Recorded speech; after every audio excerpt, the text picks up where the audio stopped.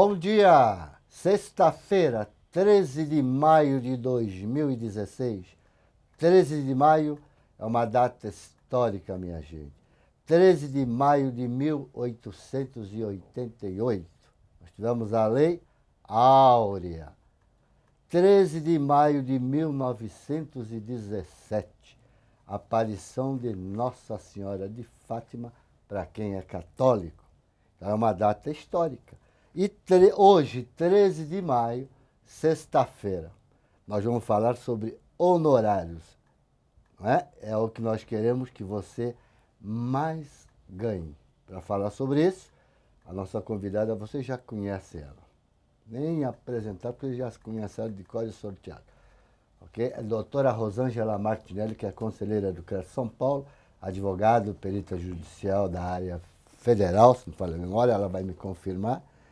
E a gente já agradece a ela pela participação. E se você tiver alguma dúvida sobre o nosso tema de hoje, que é honorários sobre alienação de imóvel, locação e avaliação, já vai mandando a sua pergunta. Doutora Rosângela, bom dia, muito obrigado por sua participação nesta nossa edição do dia 13 de maio, uma data histórica. Gilberto, é sempre um prazer estar aqui, agradeço muito e fazer parte dessa data histórica, não é verdade? Porque você me surpreendeu hoje com todos esses fatos aí. Muito obrigado e é sempre um prazer conversar com todos os nossos colegas. Bom dia a todos. Corretor de imóveis, é um profissional liberal ou é um vendedor? O corretor de imóveis é um profissional liberal. Na verdade, ele presta serviço e opina por isso. Então, ele é o corretor de imóveis, ele é um profissional liberal. Muito bem, se ele é um profissional liberal, já vou até dar uma emendada aqui na nossa pergunta, enquanto você não manda a sua, ok? Então, se ele é um profissional liberal, ele não recebe comissão. É isso, não? Claro que não. Ele recebe honorários, não é verdade? Ele recebe honorários porque ele é um prestador de serviço. E o prestador de serviço, ele só vai ser remunerado quando do resultado útil do seu trabalho, não é? Ele não vai vender um imóvel porque a propriedade não é dele. Quem vende um imóvel é o dono do imóvel, é o proprietário. Ele faz o quê? A prestação de serviço de intermediação, onde aproxima as partes, ao qual trará um resultado útil, e esse resultado útil terá a remuneração. E a remuneração, Gilberto, são os nossos honorários. Então, minha gente, eu acredito que no mercado imobiliário, nós, corretores de imóveis brasileiros, precisamos começar a se multiplicar e avisar os nossos colegas que nós não recebemos comissão. Comissão dá a impressão que é gorjeta, né?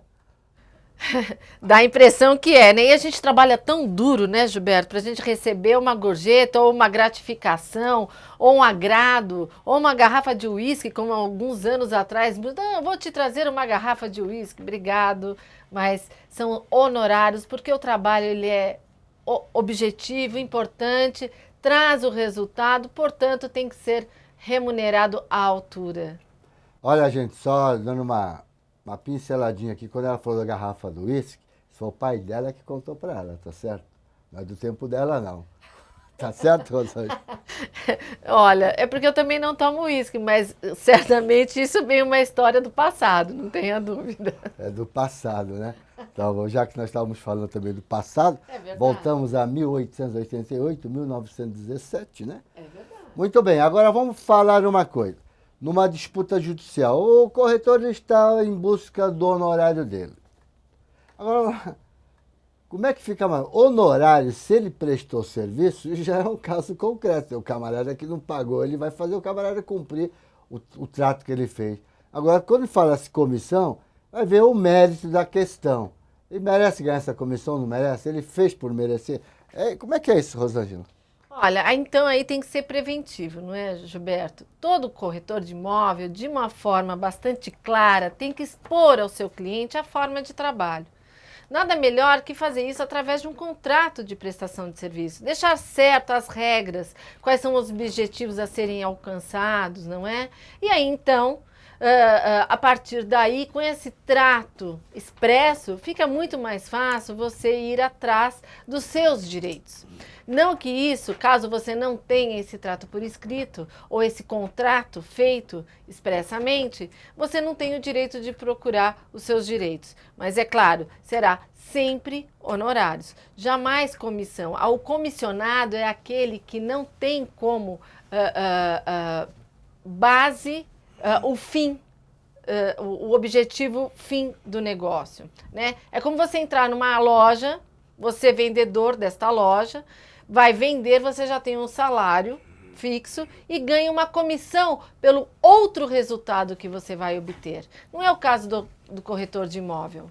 Ele só terá o direito aos seus honorários ao fim da sua prestação de serviço e com o objetivo alcançado, né?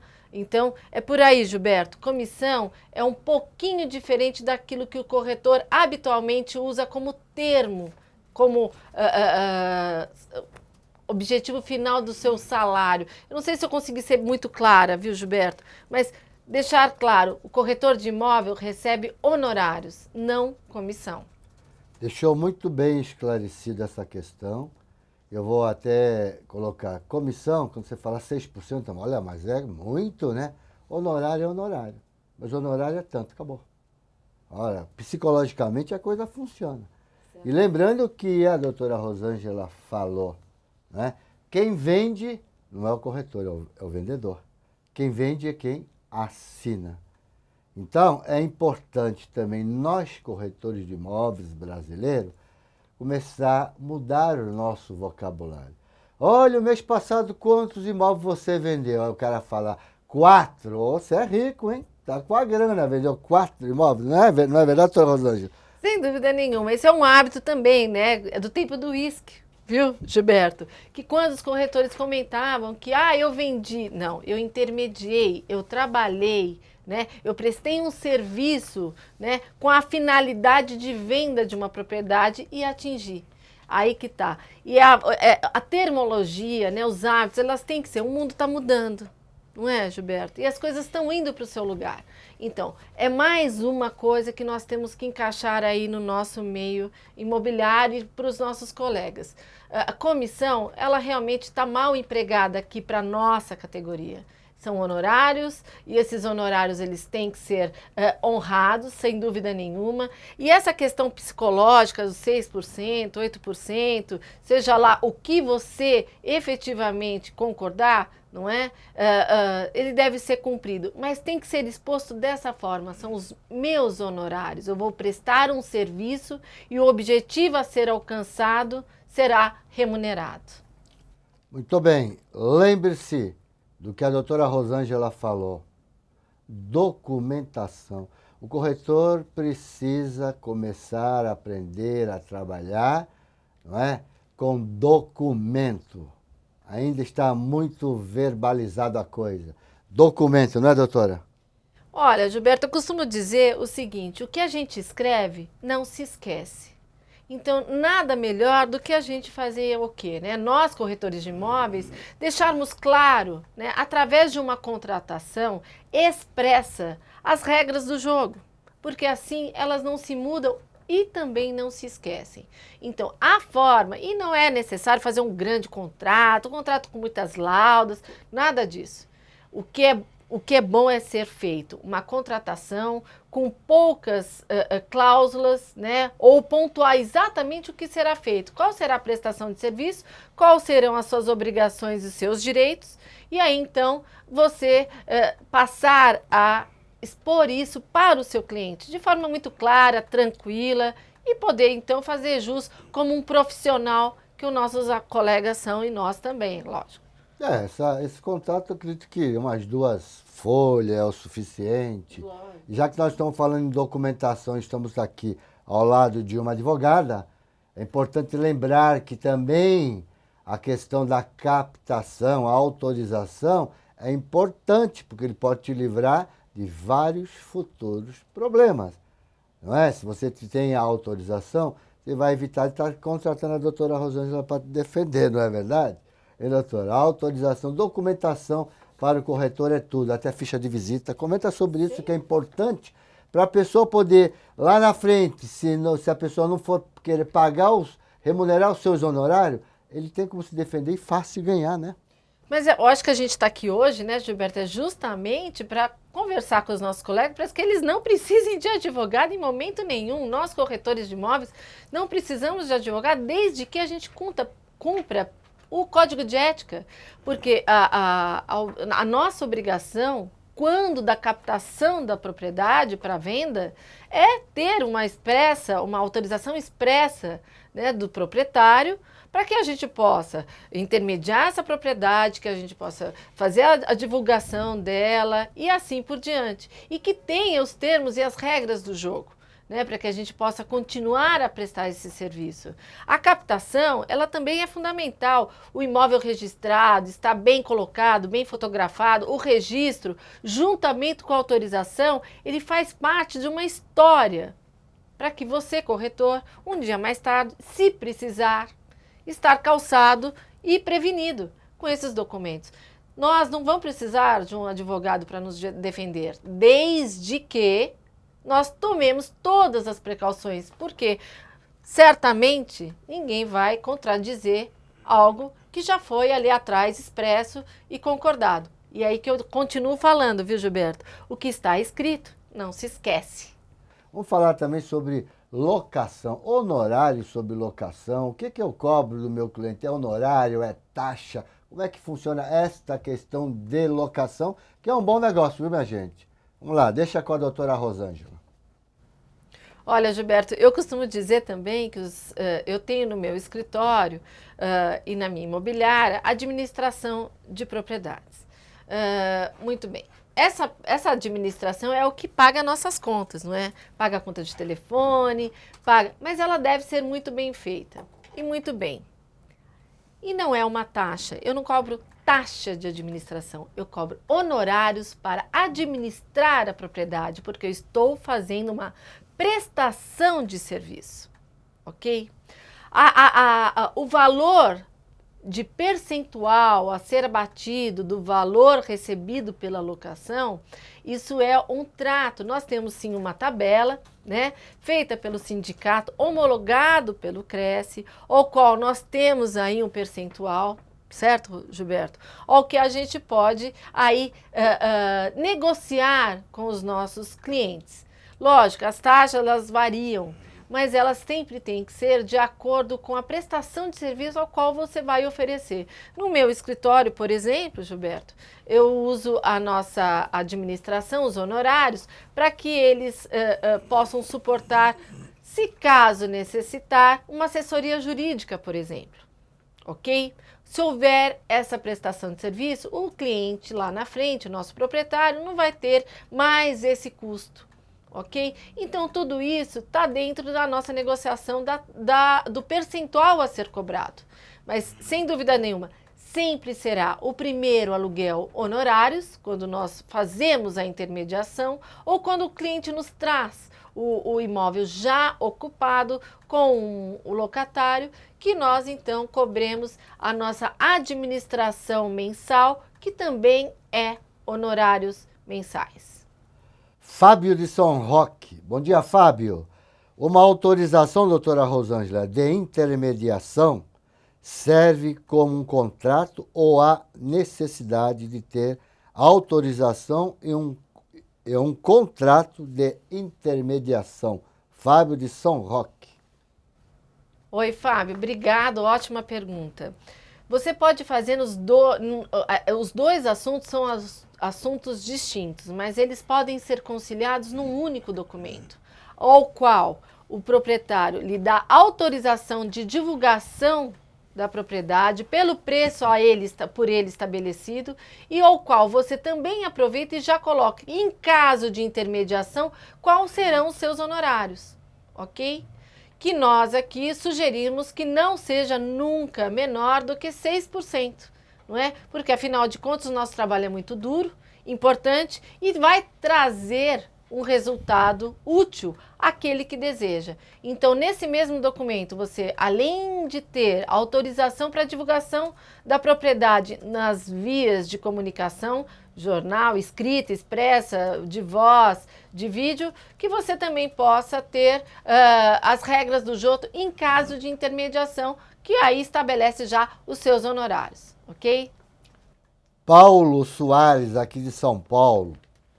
Quando o cliente responde por e-mail dando ok, né, ou colocando todos os dados do imóvel, valor do honorário, ou dando um aceite numa proposta por e-mail, é válido como documento oficial para receber os nossos honorários? Paulo, bom dia. Perfeito, nós estamos na era digital.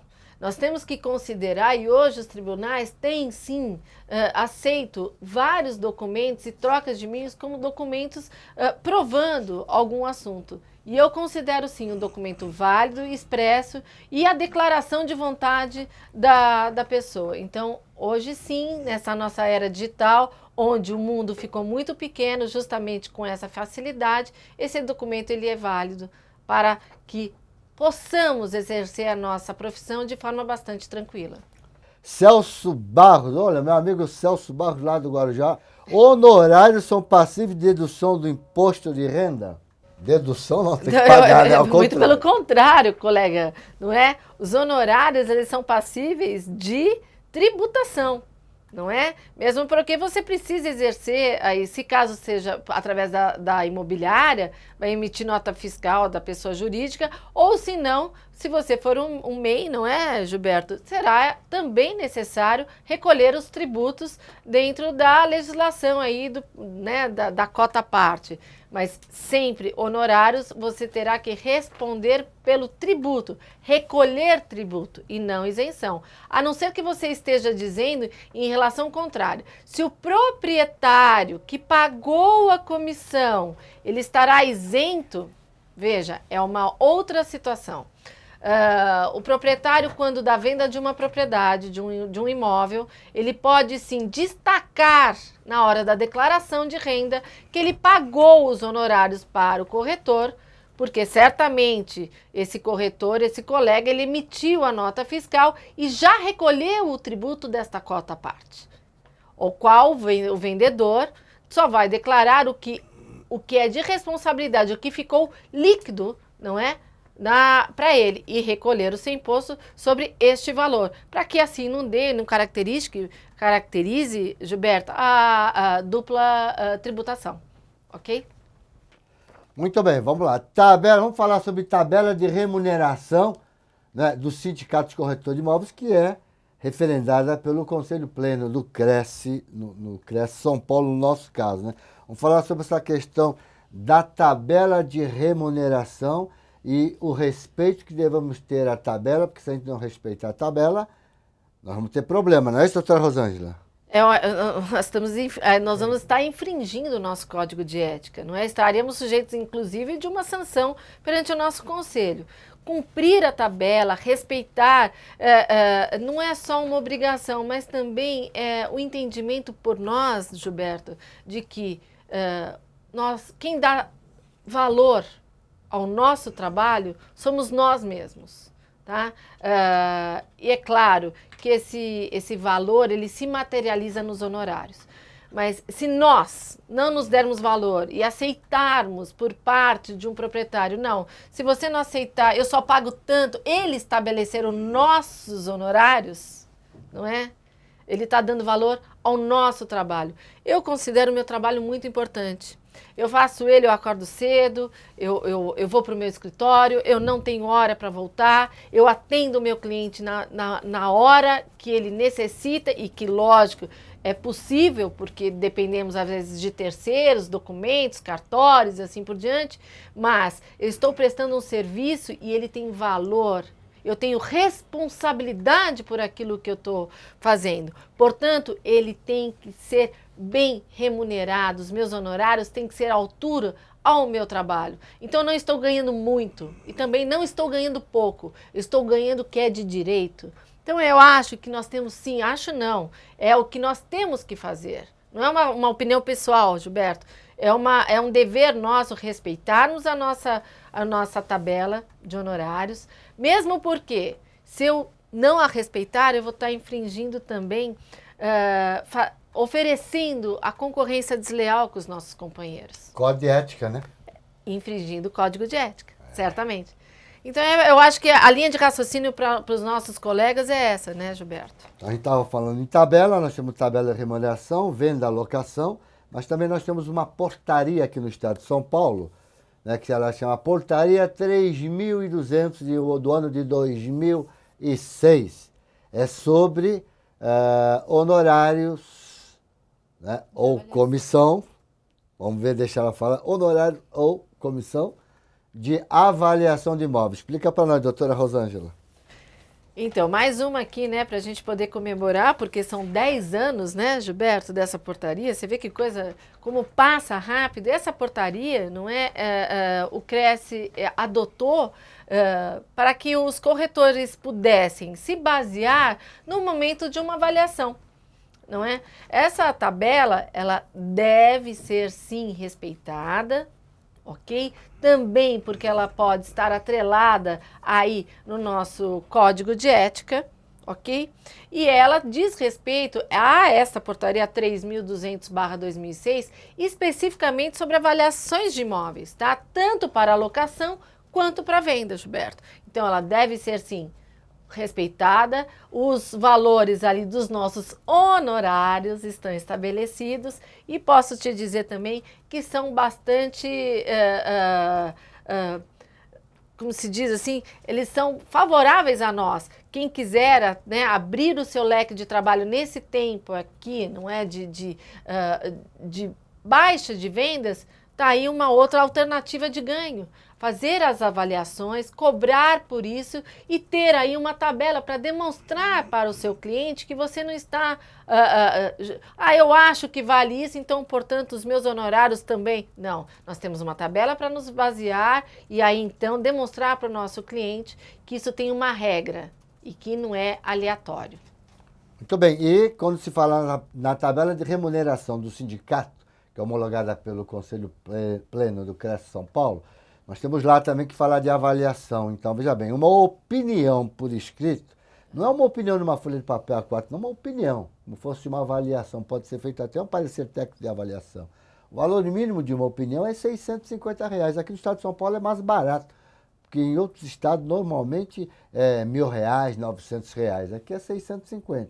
E quando se fala em honorário sobre avaliação, recorram à portaria 3.200, que está no site do Cresce São Paulo. Você entra no site, olhando na sua tela do lado esquerdo, onde tem o fundo verde, procura por tabela de remuneração, lá você vai encontrar as duas tabelas. Não é isso, doutora Rosângela? Existe um link, viu, Gilberto? Quando você acessa o site do Cresce, acessa a tabela de honorários, tem um link lá embaixo, onde você vai falar, vai entrar na tabela referente a esta portaria. É bastante importante e interessante que vocês possam baixar isso na sua área de trabalho e ficar isso muito fácil na hora de uma possível contratação, enfim, né? E poder ter esse dado fácil. Olha lá, CAA, Consultoria Imobiliária Granja Viana. Ele está fazendo uma pergunta aqui referente à locação com aluguel garantido. Até quanto posso cobrar pela administração? Salvo engano, tem na tabela de remuneração do sindicato. Eu não me lembro quanto é, não sei se a doutora vai lembrar. Gilberto, aí está aí uma pergunta super interessante, porque eu vou também correr para poder ter essa informação, mas eu creio que essa informação realmente tenha na tabela, também não estou lembrada do percentual, mas, colega, é muito importante que você saiba que quando você fizer o seu contrato de administração, estabelecendo, portanto, os seus honorários para garantir o aluguel para o seu proprietário, que você então deixe isso bastante claro, não é? O que você está prestando de serviço e por que do valor de honorários dentro do percentual estabelecido pela tabela. Eu vou pedir desculpas também, essa informação eu não tô lembrada, eu sei que tenho dado, mas eu não sei qual é o percentual, ok? Mas sempre que você for cobrar e o que você vai oferecer como prestação de serviço, que esteja estabelecido num contrato. Se você deixar isso claro, você não vai ter nunca problema algum. Aluguel garantido, se é eu, não me lembro quanto é a tabela, viu? Mas eu cobraria no mínimo 20%. Porque a locação de temporada é 30%, gente. Eu, sinceramente, no meu escritório, há muitos anos atrás, no tempo do uísque do meu pai, na empresa do meu pai, quando trabalhávamos juntos, ele chegou a fazer um tempo da locação garantida. Hoje em dia, eu não faço. Eu prefiro usar de uma seguradora, ao qual nós contratamos, e na possibilidade do proprietário também quiser, ele participa no pagamento deste seguro. Mas eu não faço por isso que eu talvez não tenha esse dado, eu não faço mais locação garantida pela minha imobiliária, sempre por uma seguradora. R3, né, sua imobiliária? R3 Martinelli. R3 Martinelli. Vamos lá. Nós temos aqui Tobias Quixabeira da Silva. Bom dia, Tobias. Aguaí, São Paulo. Telefone e e-mail é uma prova para receber honorário? Caso concreto, hein? Fiz intermediação, o dono fechou por fora com o cliente que eu estava intermediando. Olha aí, Tobias, você pisou na bola, hein, meu amigo? A doutora Rosana vai te explicar, você pisou na bola. Você mostrou imóvel, não teve ficha de visita assinada, uma série de documentos que você deixou de fazer. É o problema que acontece com a gente, né?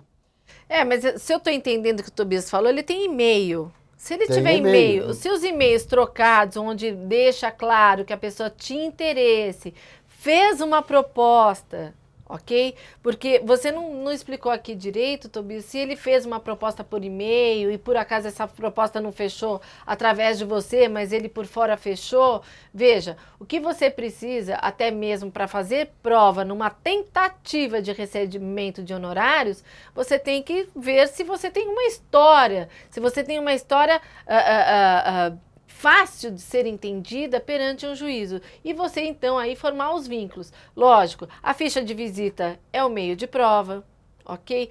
Ligações telefônicas é difícil porque o assunto pode ser variado, mas um e-mail, talvez até um WhatsApp, quem sabe, se for diretamente com as pessoas interessadas, e principalmente para você poder requerer os seus honorários, você tem que ter os dados do seu cliente, tanto de quem comprou, de com quem vendeu. Como que você vai mover uma ação se você não tem o endereço da pessoa, se você não tem o RG ou o CPF? Como que você vai buscar os seus direitos se você não tem um contrato escrito prévio, ok? E é nesse momento que a ficha de visita ela serve, que o contrato de prestação de serviço é importante e assim por diante, ok? Fica aí a dica então. Locação diária, o percentual deve ser elaborado pelo corretor ou pelo proprietário. Olha, ó, esta alocação está na tabela lá do sindicato, ok? É 30%, essa que você está falando, locação de temporada, né? Porque é a diária, tá bom? E queria fazer uma colocação para a doutora Rosângela aqui. Doutora, alienação de um imóvel no valor de 550 mil. Pagamento em dinheiro, 300 mil. A pessoa dá um imóvel com parte de pagamento de 250 mil. Como é que ficam os honorários? O mais importante, e principalmente nesses tempos que nós estamos em crise, seja ela econômica, moral, financeira e etc., o mais importante é equilibrar o contrato, equilibrar a intermediação. Caso haja uma venda de 550 mil, parte vai ser pago em dinheiro e parte será dada como dação em pagamento através de uma propriedade, e no equilíbrio, nós sugerimos que os honorários no percentual de 6% seja cobrado para cada qual. Quem está pagando em dinheiro, que pague sobre os 6% sobre os valores dados em espécie, e quem está dando a propriedade, que vai entrar pelo valor de 250 mil, que pague então os honorários sobre o valor de 200 mil. Essa é uma forma de nós equilibrarmos. Antigamente, no tempo do uísque lá, não é? Todos queriam cobrar das duas partes 6%. Infelizmente, isso acaba inviabilizando, às vezes, o negócio. É ilegal? Não, não é ilegal, mas não é equilibrado no negócio. Então, eu sugiro para vocês, colegas, que façam isso. Espero ter atendido e respondido as dúvidas, mas fico à disposição para qualquer outra que possa ajudar o colega. Muito bem, vamos rapidamente falar aqui sobre uma questão judicial. A doutora Rosângela vai explicar. Quando eu preciso ir à justiça para receber meus honorários, obrigatoriamente eu preciso contratar um advogado? A doutora Rosângela vai explicar. Aí que tá, Gilberto. Eu costumo dizer o seguinte: se eu estou com dor de dente, eu procuro um dentista. Se eu estou com alguma dorzinha, eu vou ao médico. Se eu preciso comprar um imóvel, eu procuro um corretor de imóveis. Se eu tenho uma situação judicial, eu procuro um advogado. É claro que dentro do judiciário nós temos aí a possibilidade de também poder agir em causa própria, sem a necessariamente a contratação de um advogado, de um profissional.